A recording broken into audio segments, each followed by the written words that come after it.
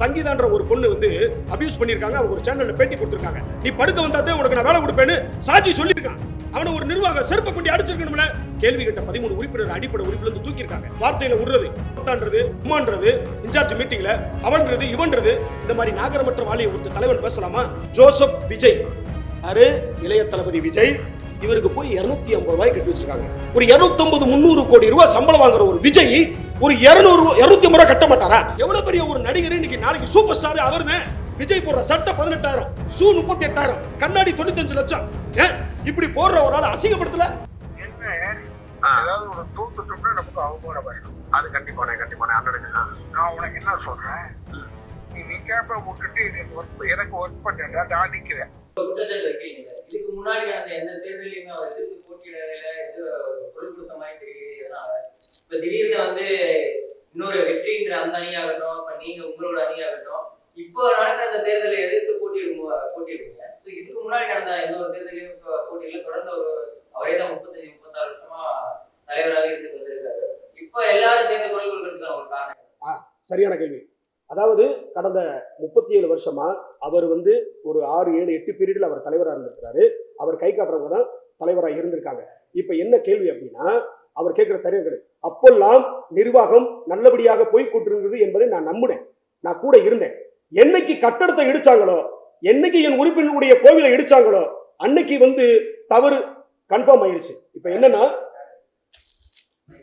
தவறு வந்து கன்ஃபார்ம் ஆயிருச்சு. அவர் கேட்ட மாதிரி ஏன் இதுக்கு முன்னாடி நிக்கலனா, அதுக்கு முன்னாடி எனக்கு நிக்கணும்னு தோணல.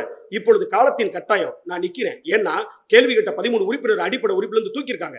சங்கீதான்ற ஒரு பொண்ணு வந்து அபியூஸ் பண்ணிருக்காங்க. அவங்க ஒரு சேனல்ல பேட்டி கொடுத்திருக்காங்க. அந்த அயோக்கிய பையன் நீ படுக்க வந்தாதே உனக்கு நான் வேலை கொடுப்பேன்னு சாட்சி சொல்லியிருக்கான். அவனை ஒரு நிர்வாக செருப்பை கொண்டு அடிச்சிருக்கணும்ல. எங்களுக்கு இப்பதான் தெரியுது. நீங்க இப்ப கேள்வி கேட்கறீங்க ஏன் இதுக்கு முன்னாடி எங்க போனீங்கன்னு. இதுக்கு முன்னாடி தகவல் வரல. நானும் ஒரு குற்றவாளி தான். எனக்கு அப்ப தெரிஞ்சிருச்சுன்னா நான் போய் ஏத்து கேள்வி கேட்டிருப்பேன். இன்னைக்கு தனியா நிக்கிறேன். அன்னைக்கு எனக்கு தைரியம் இல்லையா? நான் நின்றுப்பேன். அன்னைக்கு இந்த விஷயங்கள் வரல. ஓகே, ராதாரவி நன்றாகத்தான் இந்த அணியை வச்சிருக்கிறாரு, அவர் கட்டுப்பட்டு தான் இந்த யூனியன் நடக்குது அப்படின்னு நானும் நம்பி இருந்தேன். இந்த இன்சார்ஜ்களை வச்சு உறுப்பினர்களுடைய வேலை வாய்ப்பை பறிக்கிறது. ஒவ்வொரு இன்சார்ஜும் ஒரு 10 பேரை வச்சிருக்கான். இந்த 10 பேரை வச்சுக்கிட்டு தான் வேலை பார்த்துக்கிட்டு இருக்கான். அப்படி இருக்க சூழ்நிலை நானும் ஒரு இன்சார்ஜ். எல்லாரும் அண்ணன் தம்பியா தான் பழகிக்கிட்டு இருக்கோம். வார்த்தையில விடுறது, ஓத்தான்றது, உம்மான்றது, இன்சார்ஜ் மீட்டிங்ல அவன்றது இவன்றது, இந்த மாதிரி நாகரமற்ற வாழிய ஒரு தலைவன் பேசலாமா? இந்த கோபம் தான் எடுத்தோடனே ஆட்சிக்கு வர முடியாதுங்க. நான் விஜய் இல்லைங்க. டக்குன்னு அப்படியே தலைவர் ஆகிறதுக்கு நான் நீ தோத்தாலும் பரவாயில்ல, நான் பரவாயில்ல, என் மக்களுக்காக நிக்கிறேன். அடுத்ததுல நான் வென்றிருக்கிறேன்.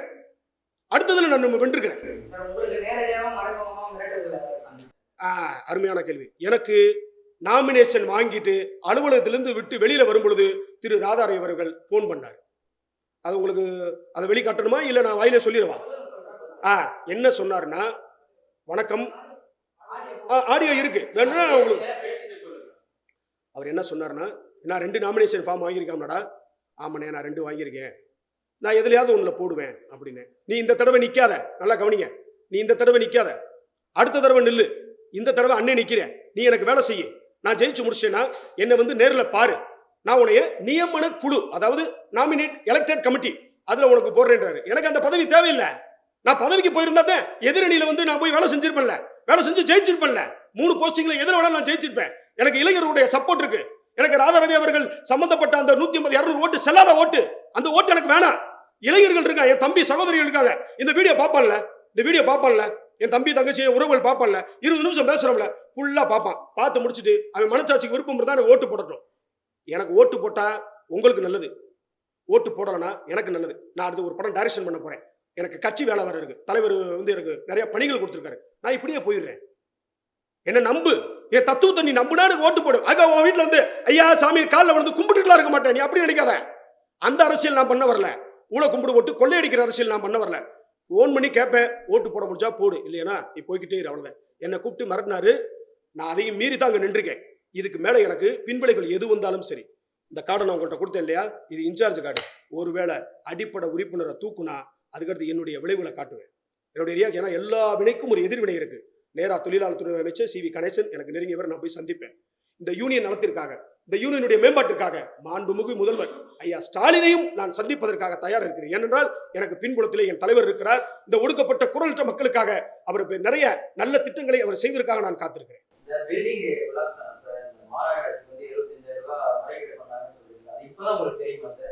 இந்த தடவை முறைகேடு பண்ணாங்கன்ற அந்த விஷயம் வந்து அப்போ உங்களுக்கு தெரியல, இப்பதான் தெரியுமா சார் அந்த விஷயம்?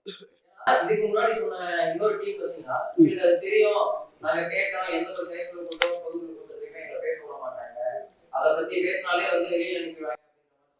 ஒரே ஒரு தடவை தெரிஞ்சு பேசாம தான் இருக்கீங்களா? ஒரே ஒரு தடவை யூனியனுக்கு கொஞ்சம் அமைதியாக இருங்க நண்பா. ஒரே ஒரு தடவை செக்ரட்டரி அன்றைக்கு செக்ரட்டரி இன்னைக்கு செக்ரட்டரியாக இருக்கக்கூடிய திரு கதிர் அண்ணன் அவர்கிட்ட நான் கேட்டேன், ஃபோனில் பேசுகிறேன், என்னண்ணே யூனியனுக்கு சீல் வச்சிருக்கிறாங்களாமே அப்படின்னு. அப்போ என்ன சொல்கிறாரு, ஆமா குணா, இந்த எதிரணியாக போன அந்த அணி வந்து நம்ம மேலே தேவையில்லாத ஒரு வழக்குகளை போட்டு யூனியனை சீல் வச்சிருக்காங்க அப்படின்னு. என்ன காரணம் அப்படின்னா அவங்க நம்ம மேலே பொய் குற்றம் போட்டிருக்காங்க அப்படின்னு சொல்கிறாங்க. சம்மந்தப்பட்டவங்கள்ட்ட நான் பேசும்போது முறைகேடு வந்து 75,000 கட்டல்ன்றதான் முறைகேடு. அப்படி பார்த்தா விஜயராபுரத்துல 1000க்கும் மேற்பட்ட வீடு கட்டடம் இருக்கு. ஏன் அந்த கட்டடத்தை மட்டும் ஏன் இடிச்சாங்க? உங்களுக்கு நல்லா எளிமையா புரியுற மாதிரி சொல்றேன். ஒரு செகண்ட் ஹேண்ட்ல ஒரு 2 வீலர் வாங்குறோம், லைசன்ஸ் இருக்கா, ஆர்சி புக் இருக்கா, இன்ஜினோட நம்பரும் லைசன்ஸ் அந்த புக்ல இருக்க நம்பரும் கரெக்டா இருக்கா, டயர் நல்லா இருக்கா, ஆக்சிலேட்டர் கொடுத்தா நல்லா போகுதா, இதெல்லாம் தாண்டி ஒரு மெக்கானிக்கரை கூப்பிட்டு நம்ம ஓட்டி பார்த்து அந்த வண்டியை வாங்குறோம். அப்ப ஒரு 2800க்குமே உறுப்பினர்களுடைய ஒரு தாய் வீடு, ஒரு கோவில எத்தனை இருக்கு, கிழமை இருக்கு எவ்வளவு, வடகிழமை இருக்கு எவ்வளவு, இதுல என்ன மாதிரி கட்டலாம், ஃபர்ஸ்ட் ஃப்ளோர் கட்டலாமா, செகண்ட் ஃப்ளோர் கட்டலாமா, தேர்ட் ஃப்ளோர் கட்டுறதுக்கு அப்ரூவல் இருக்கா, இது தெரிஞ்சிருக்கணுமா? கொஞ்சமாவது அறிவு வேணாம். ஒரு இடம் வாங்குறியே, ஓ வீடு வாங்கும் போது எப்படி வாங்கியிருப்ப, உங்க சொந்தமான இடம் வாங்கும் போது இப்படிதான் வாங்கியிருப்பீங்களா? அப்ப எவனோ ஒருத்தன் ஒரு டப்பிங் கலைஞர் உறுப்பினர் எவன்டா கேட்க போறான் அப்படின்னு நினைச்சல, இன்னைக்கு ஒருத்தன் வந்திருக்கான்ல, கேட்பேன்ல, நாளைக்கு என் தம்பி எல்லாம் கேட்பானுங்க, நாளைக்கு இளைய தலைமுறைலாம் வந்து கேள்வி கேட்பான், என்ன பண்ணுவீங்க நீங்க? எல்லாரையும் தூக்குனா, டப்பிங் இன்சார்ஜ் சாலமோன் ஒருத்தர் தூக்குனீங்கல்ல, இன்சார்ஜ் பதவியிலிருந்து தூக்குனீங்க. 189 படம் நம்ம டப்பிங் ஆர்டிஸ்ட வச்சுதான் 189 படம் பண்ணிருக்கிறாரு. அதுல ரீசெண்டா வந்த பார்க்கிங் கக்கன், நீங்க சாலமோன் என்ன செய்ய முடிஞ்சிச்சு? அதுல வேலை செஞ்ச 200க்கும் மேற்பட்ட டப்பிங் கலைகளை உங்களால தூக்க முடியுமா? அப்படியே தூக்கிட்டா யூனியனை யார் நடத்துவா? இப்படி நீங்க கேள்வி கேட்க எனக்கு நிறைய விஷயங்களை சொல்லிட்டே போனா அப்புறம் 1 மணி நேரம் இல்ல, இன்னொரு பத்திரிகையாளர் சந்திப்பு வைக்க வேண்டியது வரும். அவ்வளவுதான். இப்ப வந்து இன்னொரு விஷயம், ஆடியோ போடுறேன். இப்ப என்னன்னா சந்தாங்க, இந்த முக்கியமான விஷயங்க. சந்தா வந்து எங்களுக்கு 250 ரூபா, சேம நல நிதி கட்டுனா 450 ரூபா. சேம நல நிதி அப்படின்னு ஒரு ஃபார்முலா இருக்கு, அது கட்டுனா டப்பிங் கலைஞருடைய பிள்ளைங்களுக்கு வந்து வருஷம் ஸ்கூல் ஃபீஸ் தருவாங்க. டப்பிங் கலைஞரோட பையனுக்கோ பொண்ணுக்கோ மேரேஜ்னா 30,000 ரூபா தருவாங்க. இறந்து போயிட்டாங்கன்னா ஒரு 30,000 ரூபா தருவாங்க. அதுக்கு தான் சேம நல நிதி. இங்க என்ன ஃப்ராடுனா, இதுதான் 1459 ஓட்டுக்கான லிஸ்ட்டுங்க. இதுல வந்து பாருங்க, சந்தா எப்படி கட்டி எப்படி அவமானப்படுத்திருக்காங்கன்னு பாருங்க. ஜோசப் விஜய், யாரு? இளைய தளபதி Vijay, 17/9 7th cross street, Shastri Nagar, Vijayashanti 4 reason first floor, Adyar. இவருக்கு போய் 250 ரூபாய் கட்டி வச்சிருக்காங்க. 2835 இந்த நம்பர்ல 70 பேருக்கு இவங்க வந்து 250 ரூபாய் சந்தா கட்டியிருக்காங்க. இது எவ்வளவு பெரிய அவமானம்! ஒரு 250-300 கோடி ரூபாய் சம்பளம் வாங்குற ஒரு விஜய் ஒரு 250 ரூபாய் கட்ட மாட்டாரா? அப்ப இந்த யூனியனும் இந்த நிர்வாகமும் அவர் அசிங்கப்படுத்தல. அவர் நினைச்சா டெபர்மேஷன் கேஸ் போடலாம், மாநில சீடு வழக்கு போடணும். ஏங்க எவ்வளவு பெரிய ஒரு நடிகர், இன்னைக்கு நாளைக்கு சூப்பர் ஸ்டார் அவர்தான், அவர் அவமானப்படுத்தலாமாங்க? கேட்டா என்ன சொல்றாங்க, ஒரு நபர் வருஷம் 15,000 ரூபாய் தர்றாரு, அதுல கட்ட முடியாதவங்களுக்கெல்லாம் கட்டுவோனாரு. விஜய்க்கு என்ன கட்ட முடியாதாங்க?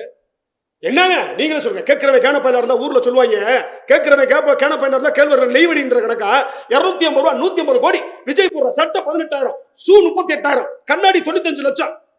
இப்படி போடுற ஒரு ஆள் அசிங்கப்படுத்தல, நீ அவமானப்படுத்தல? விஜய் இதை பார்த்தாருன்னா டெபர்மேஷன் கேஸ் ராதாரவி அவர்கள் மேலும் இந்த அணியின் மேலும் போடுங்க.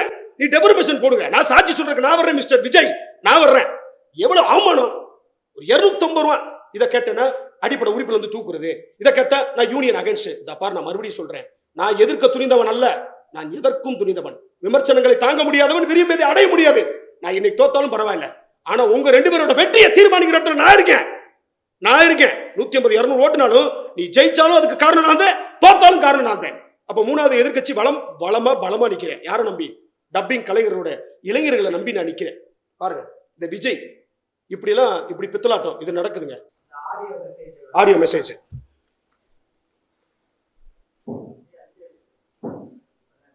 ப்ளே பண்ணுவா, கொஞ்சம் சைலண்ட்.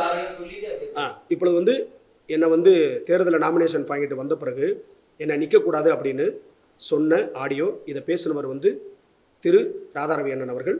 நீங்களே கேளுங்க. வேண்டியதா 2 போஸ்ட்ல அடிக்கிறீங்க. 2 போஸ்ட்ல அடிக்கலடே, 2 ஃபார்ம் வாங்கணும்னு ஆசைப்பட்டேன். சரி ஏதாவது ஒண்ணு நிப்போமே, நீ எனக்கு இதுல இருந்து அழைப்பு வரல, ஒண்ணும் வரல. இப்ப நிக்காத, நான் உனக்கு நன்மைக்கு தான் சொல்றேன், யாரும் இல்லை. இப்ப நிக்காத, என்ன ஏதாவது உனக்கு தூத்துட்டோம்னா நமக்கு அவமானம் ஆயிடும். அது கண்டிப்பானே அண்ணனுக்கு நான் உனக்கு என்ன சொல்றேன், நீ நிக்காம விட்டுட்டு எனக்கு ஒர்க் பண்ண நான் நிக்கிறேன். சரிங்கண்ணே, எனக்கு ஒர்க் பண்ண நீ வேண்டிப்பட்டு போயிருந்ததுனால போன் பண்றேன். சரிங்கண்ணே, நானே இதுக்கு போன் பண்ணலையே, பேசிட்டு கேட்க விட்டுருக்கேன், அவன் கேட்க மாட்டேன், நான் என்ன செய்யறேன். ஆமாண்ணே, அதுதானே எங்களுக்கு பெரிய வருத்தமா இருக்கு. நீங்க இருந்துட்டு இப்படி எல்லா விஷயமும் தப்பா நடக்கும்போது எங்களுக்கு நான் எந்த பக்கம் போறதுன்னு நீ எந்த பக்கம் போறது உனக்கு தெரியலேன்னு சொன்னா தப்பு. உனக்கு நல்ல நம்பிக்கை தெரியணும். நம்பர் ஆதாரம், அது நம்பர் ஆதாரம் என்னண்ணே, அது ரைட். நான் உனக்கு என்ன சொல்றேன், நிக்காம இரு, தேர்தல் முடியட்டும், ரிசல்ட் வந்தோட எனக்கு கிட்ட வந்து சொல்லு. உடனே உடனே நாமினேஷன்ல போட்டு உள்ள கூடாது. அவ்வளவுதான். சரிங்க. இறுதியா ஒண்ணு மட்டுங்க, பத்திரிகையாளர் நண்பர்களே, ஒண்ணு மட்டும், இந்த முக்கியமான பாயிண்ட் 2 வரி தான் சொல்லி நான் முடிச்சுக்கிறேன். எப்படி இலங்கை மண்ணிலே 1 லட்சம் மக்களை கொன்று குவித்த ராஜபக்ஷ அவர்கள் அதே சிங்கள மக்களால், இலங்கை மக்களால் தூக்கி வீசப்பட்டு எரியப்பட்டாரோ, நடந்து முடிந்த இசைக்கலைஞர் சங்கத்திலே பிஜேபியை சேர்ந்த தீனா அவர்கள் எப்படி எலெக்ஷனிலே தோல்வியுற்று தூக்கி வீசப்பட்டாரோ, எப்படி நடிகர் சங்கத்திலே ஊழல் முறைகேடுகளை செய்து நடிகர் சங்கத்தின் வாயிலாக திரு ராதாரவி அவர்கள் தூக்கி வீசப்பட்டாரோ, அதே போன்று நடக்கவிருக்கின்ற இந்த 2024-26 தேர்தலிலே ராதாரவி அவர்களும் அவர்களுடைய அணிகளும் டப்பிங் கலைஞர்களால் தூக்கி வீசப்படுவார்கள் என்பதனை எச்சரித்துக் கொள்கிறேன். அறம் வெல்லும், அறம் வெல்லும், அறம் வெல்லும். நன்றி, வணக்கம்.